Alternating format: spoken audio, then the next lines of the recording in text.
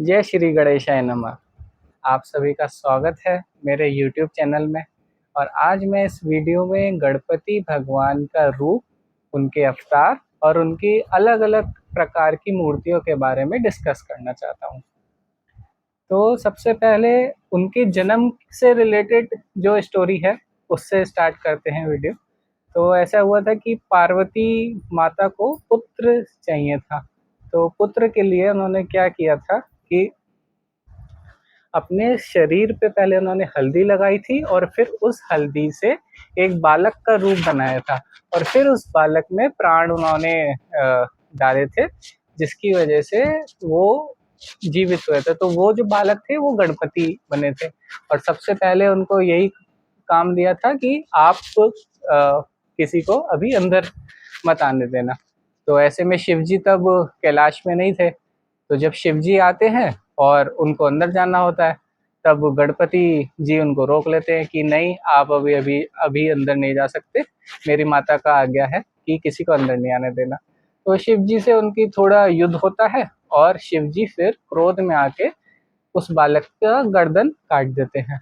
तो ये जब बात माता पार्वती को पता चलती है तो वो अति क्रोध में आ जाती हैं। तो उनका क्रोध शांत करने के लिए शिवजी अपने गणों को भेजते हैं और उनसे कहते हैं कि आपको जो भी पहला जीव मिले उसकी आप सर ले आना। तो सबसे पहले उनको हाथी मिलता है तो वो हाथी का सिर ले आते हैं और फिर वो हाथी का सर उस बालक पे रखा जाता है और शिवजी फिर उसको वो देते हैं, उसमें प्राण डालते हैं। तो इस तरह से गणपति भगवान की का उत्पत्ति होती है इस यहाँ पे। ठीक है, तो गणपति भगवान का सर एक हाथी का सर था, तो इस वजह से उनका नाम गजानन भी कहा जाता है।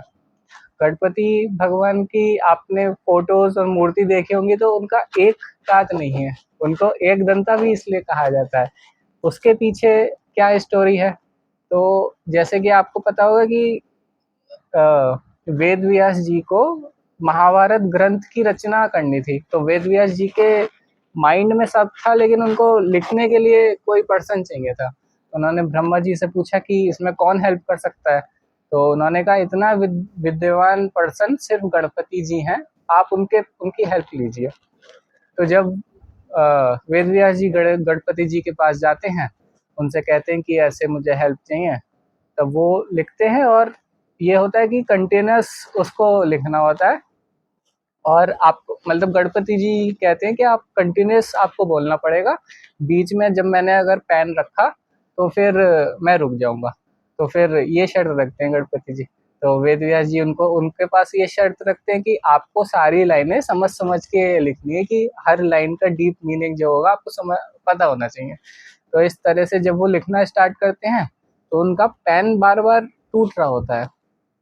ठीक है, तो वो अपने एक दांत को तोड़ते हैं और उस दांत से फिर महाभारत ग्रंथ की रचना की जाती है। ठीक है, अब इसकी गणपति जी की पूजन में तुलसी का यूज क्यों नहीं होता, इसकी भी स्टोरी है। उस स्टोरी में ऐसा है कि जो वृंदा थी वो सबसे पहले गणपति जी के पास जाती हैं कि आप मुझे आपसे विवाह करना है और कृपया आप ये मेरा प्रस्ताव स्वीकार स्वीकार करें। लेकिन गणपति जी कहते हैं कि नहीं, मैं ब्रह्मचारी हूँ और मैं ऐसे आपसे विवाह नहीं कर सकता। तो तुलसी जी को गुस्सा आ जाता है बहुत। वो क्या करती है, वो उनको श्राप दे देती हैं कि आपके साथ ऐसा होगा, आपके ब्रह्मचर्य टूटेगा और आपकी 2 शादियाँ होंगी। तो गणपति जी आप उनको उनको दोबारा श्राप दे देते हैं तुलसी जी को कि तुम्हारे साथ ऐसा होगा कि तुम्हारा विवाह एक असुर से हो जाएगा। तो इस तरह करके जो तुलसी जो वृंदा थी, उनका क्या कहते हैं, उनका विवाह जलंधर से हो जाता है आगे जाके। और जो गणपति भगवान थे, उनका विवाह 2 बीवियां होती हैं उनकी रिद्धि सिद्धि, और उन रिद्धि सिद्धि 2 बीवियों से उनके 2 पुत्र होते हैं, शुभ और लाभ। इस तरह करके उसकी ये स्टोरी है। इस तभी से गणपति जी की पूजन में कभी भी तुलसी के पत्तों का यूज नहीं होता है।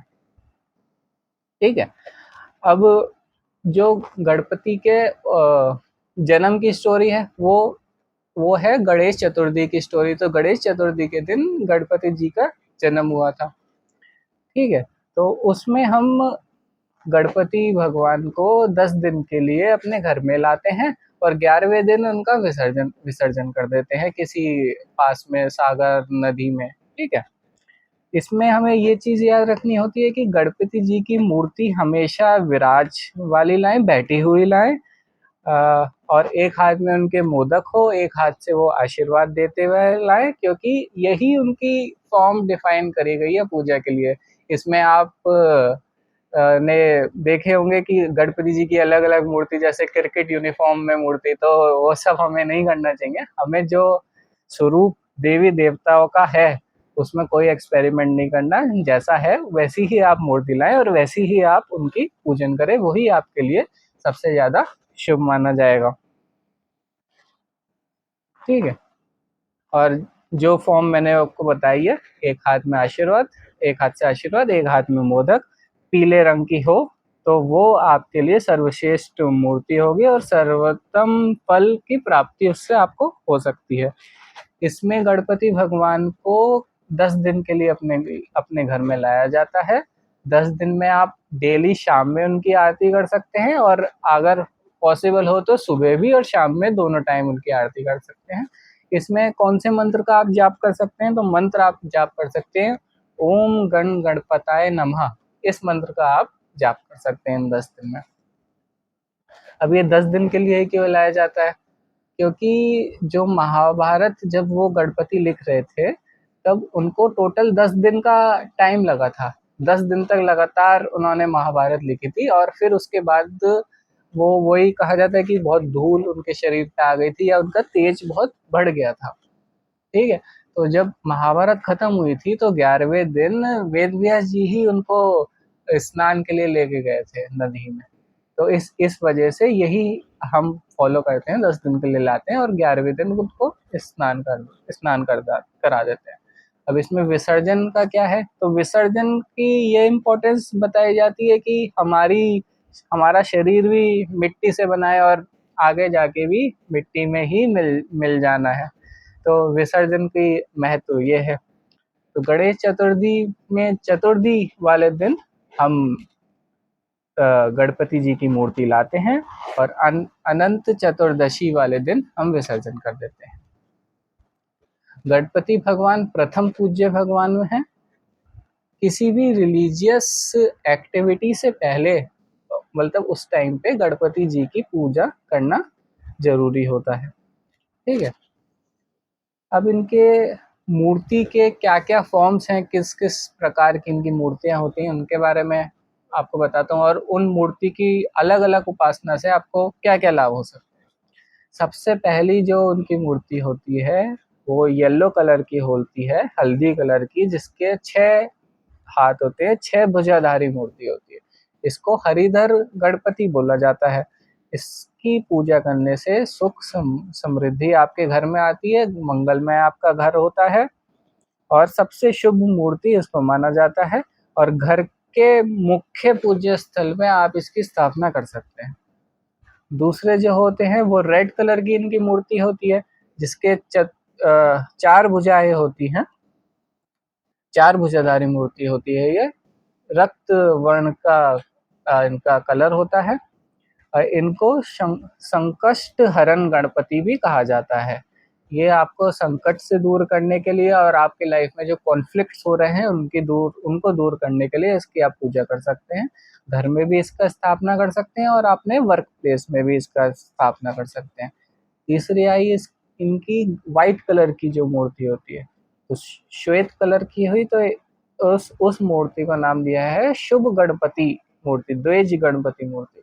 ये 4 भुजाओं की इनकी मूर्ति होती है। इनकी उपासना करने से आपको ज्ञान, विद्या और बुद्धि की प्राप्ति होती है।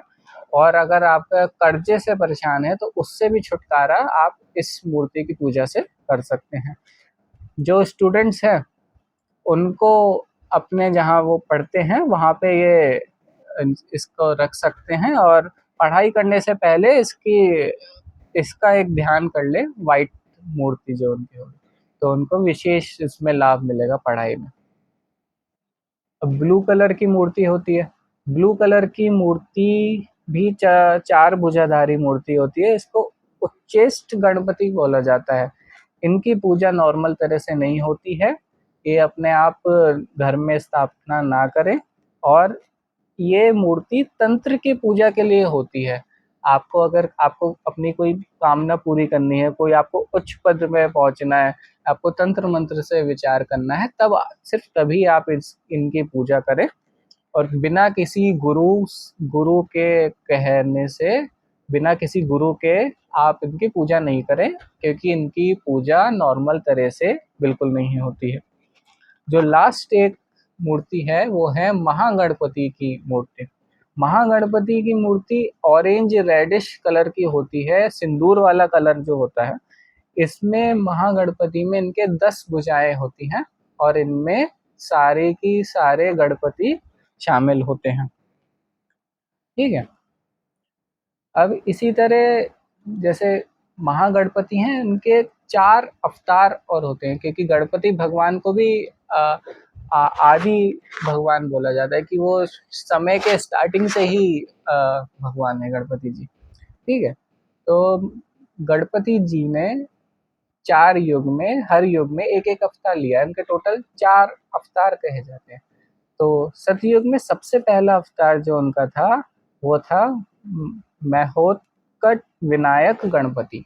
महोत्कट विनायक गणपति की 10 भुजाएं थी, और वो सिंह सिंह पर सवार थे। तो सिंह वाहन जब होता है और 10 भुजाएं होती, तो वो महोत्कट विनायक गणपति थे। ठीक है। फिर अगले युग में उन्होंने मयूरेश्वर गणपति का फॉर्म ली थी। इस फॉर्म में उनका मयूर वाहन था, और 6 हाथ थे, 6 भुजाधारी थे वो।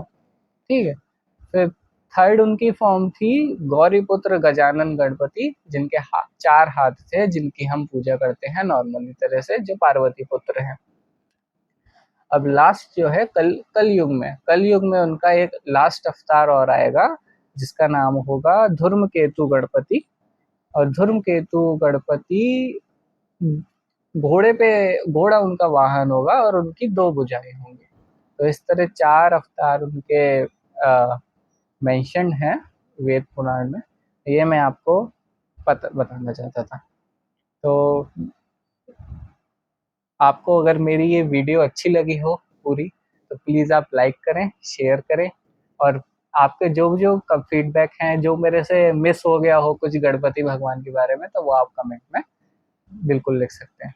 और आपको एस्ट्रोलॉजी से कुछ भी रिलेटेड जानना हो, तो आप मुझे कॉन्टैक्ट कर सकते हैं। जय श्री गणेशाय।